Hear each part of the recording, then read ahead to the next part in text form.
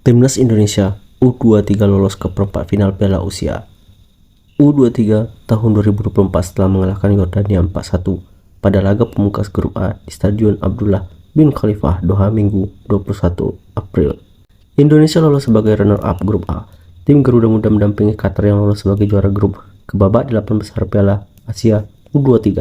Timnas Indonesia U23 mendapatkan hadiah penalti pada menit ke-21. Penalti yang diberikan setelah Rafa Strik dilanggar Amir Jamus di kotak 16 pas.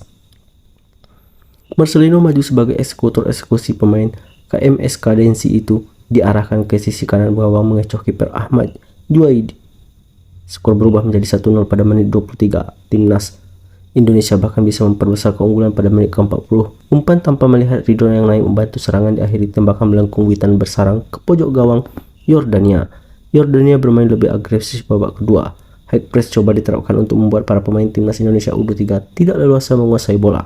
Strategi itu berjalan cukup baik untuk Indonesia, kesulitan mengembangkan permainan dan kerap berada dalam tekanan. Dua peluang beruntun bahkan didapatkan Yordania, beruntung peluang dari Ahmed Al-Salman. Ibrahim Sabra masih belum mampu menggetarkan gawang Hernando Ari.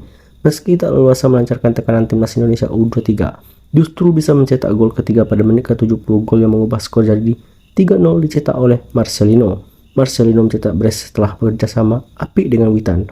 Sontekan pelan Marcelino berhasil mengelabui kiper Ahmad Juaidi. Yordania kemudian bisa mencetak gol yang memperkecil skor pada menit ke-79.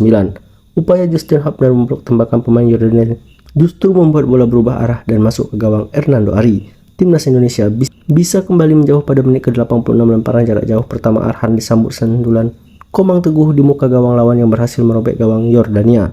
Skor pun berubah menjadi 4-1. Pergantian pemain dilakukan Indonesia jelang akhir babak kedua. Hernando Ari yang mengalami cedera digantikan oleh Muhammad Adi Satrio pada menit ke-89. Yordania terus melakukan tekanan pada masa injury time babak kedua, namun Indonesia bisa mempertahankan keunggulan 4-1 atas Yordania hingga babak kedua usai.